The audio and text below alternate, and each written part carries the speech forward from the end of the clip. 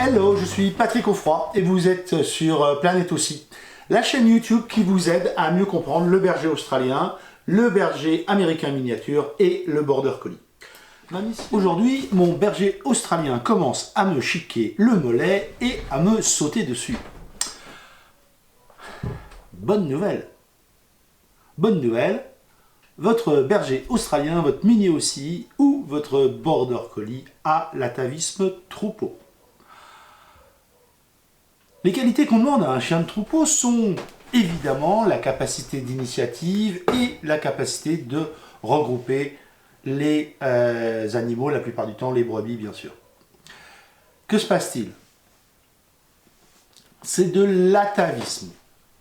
L'atavisme, on en parle aujourd'hui de façon un petit peu plus moderne quand on parle des patrons moteurs, c'est-à-dire c'est une génétique qui est présente dans votre chien, qui va se déclencher en fonction d'un événement précis, la plupart du temps que vous n'aurez pas volontairement généré. Ça veut dire quoi? Ça veut dire que, pour les chiens de berger, un groupe court et il va vouloir le mettre ensemble. L'exemple qu'on a sur ce genre de choses, c'est le berger australien qui se balade dans les Pyrénées, qui n'a jamais vu de mouton de sa vie. Il se retrouve au milieu d'un groupe de moutons et que fait-il? Naturellement, il commence à vouloir déplacer le troupeau. Si vous avez un border collie, il va s'intéresser à regrouper le troupeau. Le berger australien, le mini aussi, ne va pas forcément faire exactement la même chose car le travail historique est de celui d'un pousseur, alors que celui d'un border collie est celui d'un rassembleur. Mais il n'empêche que, à la base, c'est la même activité, c'est-à-dire déplacer et contrôler le troupeau.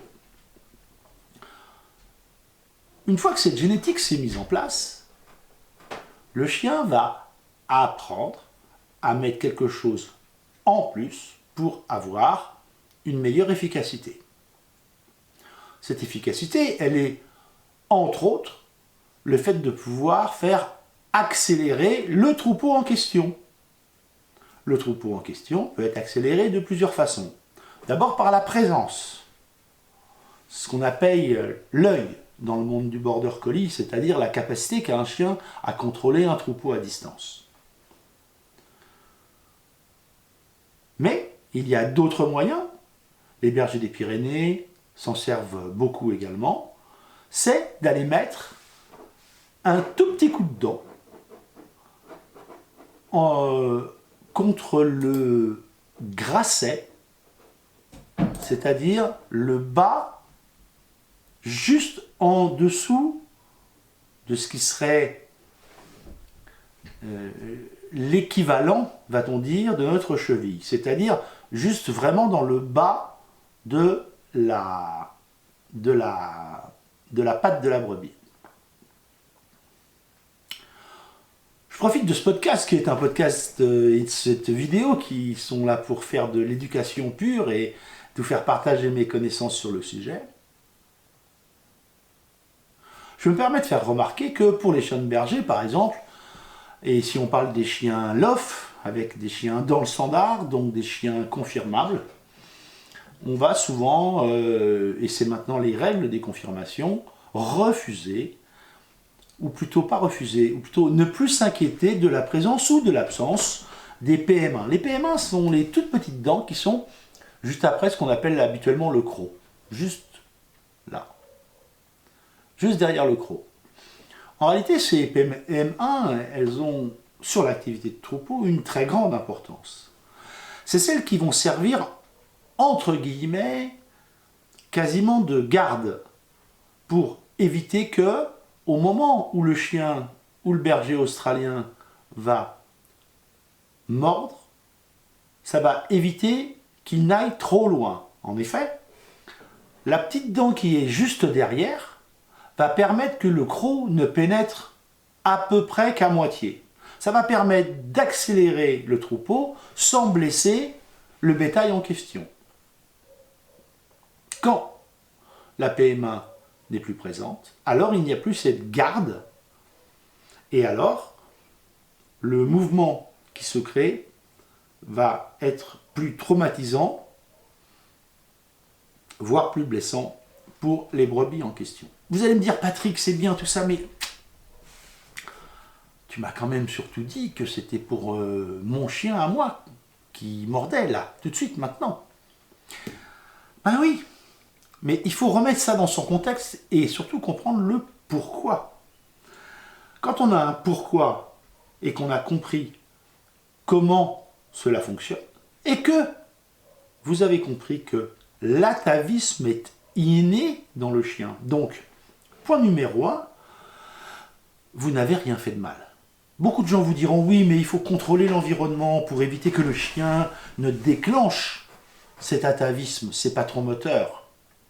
Alors très sincèrement, moi je suis admiratif des gens qui pensent qu'avec l'intelligence du berger australien, la finesse de réflexion du mini aussi et la puissance d'inventivité du border collie, vous allez réussir pendant toute sa vie à ce qu'il ne fasse pas exprimer sa génétique. C'est juste impossible. Qui peut penser que pendant des générations et des générations et des générations avant, on a sélectionné ce chien pour une activité particulière, pour obtenir de plus en plus de fiabilité dans un travail. Et que, d'un seul coup, au prétexte qu'il est installé dans la banlieue d'une de nos villes, et que le seul troupeau dont il dispose, c'est 4 gamins qui courent dans le jardin en jouant au foot, cet atavisme-là, cette histoire de la race va tout simplement disparaître. Non, non, non, non, non, ça ne marche pas. C'est une utopie. Vous pouvez penser que vous allez contrôler l'environnement sans arrêt, mais c'est faux. Vous ne pourrez pas contrôler l'environnement toute la vie du chien pour qu'il n'ait jamais d'expériences qui vont lui permettre de déclencher cette génétique qui est présente à l'intérieur du chien. Je vais vous prendre un exemple, parce que depuis 10 ans que je suis comportementaliste en positif, j'en ai vu des cas. J'ai vu un chien en plein milieu des allées de Lavore. Lavore, c'est une ville assez importante qui est pas très loin de chez moi. Et là, en la matière, c'était pas un chien de berger, c'était un chien d'arrêt. Ce chien n'avait jamais manifesté aucun comportement de chasse. Il avait 2 ans et demi ou 3 ans. Et un jour, allez savoir pourquoi. Est-ce que c'était la saison, une saison particulière? Est-ce que quelqu'un avait laissé beaucoup de pain? Je ne pourrais pas vous le dire. Et pourtant, au milieu des allées de Lavore, là, il y avait une 50aine de pigeons. Ce chien, il avait déjà vu plein de pigeons dans sa vie. Il n'avait jamais exprimé aucun comportement de chasse. Pourtant, là, il y avait une 50aine de pigeons. Et il s'est approché tout doucement. Et il a marqué l'arrêt. Pourquoi ce chien qui s'est mis en face de plein de pigeons pendant des années n'a jamais exprimé ce patron moteur, cette génétique, cet atavisme? Et pourquoi dans cette situation-là, il l'a exprimé? Personnellement, je pense que c'est le nombre qui a fait que d'un seul coup, il s'est dit « Oula, mais ça va pas là, il faut contrôler un peu le bazar ». Et pour les chiens de berger, c'est la même chose. Alors vous allez me dire, ouais, ok Patrick, c'est bien tout ça, mais tu m'as pas dit comment il faut faire. Eh ben c'est là où il faut avoir, pour régler mon problème de chien qui mord les enfants au mollet, c'est là où il faut avoir le même travail que celui du troupeau. C'est-à-dire, vous devez apprendre à votre chien un stop. Alors le stop territorial 360 degrés de Doggy Coach, peut-être, mais il y en a plein d'autres que vous pouvez apprendre. Vous devez apprendre à contrôler votre chien. Vous devez apprendre à ce que, à distance, votre chien comprenne que non, il peut être dans l'environnement des enfants, mais cette activité de morsure n'est pas adéquate. Et ça, il faut mettre du contrôle. Mais rassurez-vous, point numéro 1, vous n'avez fait aucune faute. C'était intrinsèque. C'était dans le package quand vous avez acheté le chien. Donc, pas de culpabilisation par rapport à ça. Point numéro 1. Point numéro 2, il y a des méthodes pour mettre en place des comportements alternatifs qui vont permettre au chien d'être satisfait de ne pas le faire.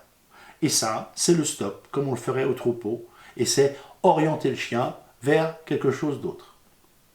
Par contre, ne pensez pas que, une fois qu'il a créé ce comportement,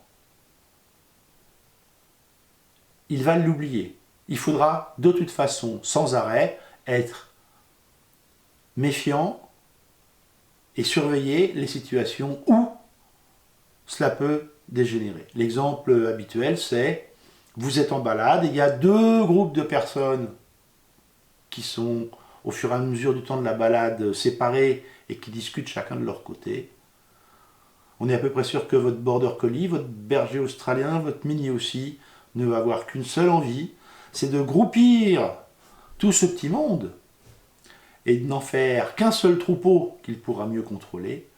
Et dans ces cas-là, enfant ou adulte, il est fort probable que si le groupe ne se rapproche pas assez rapidement pour le chien, ce comportement de morsure des mollets va réapparaître. Donc vous devez repérer en amont les situations, mettre du stop, mettre un comportement alternatif, comme vous le feriez au troupeau, pour que le chien n'abîme pas les brebis du troupeau. Voilà. À très vite. Merci, un grand merci d'avoir regardé jusqu'au bout cet épisode et j'espère qu'il vous a plu. Avant de vous quitter, je vous invite comme toujours à vous abonner à la chaîne YouTube pour ne pas manquer les prochains épisodes. En plus, je suis toujours content de lire tous les commentaires. N'oubliez pas d'aller voir également le site planetbergeraustralien.com dont le lien est juste en dessous. Amitié du Tarn et à très bientôt sur la chaîne Planète aussi.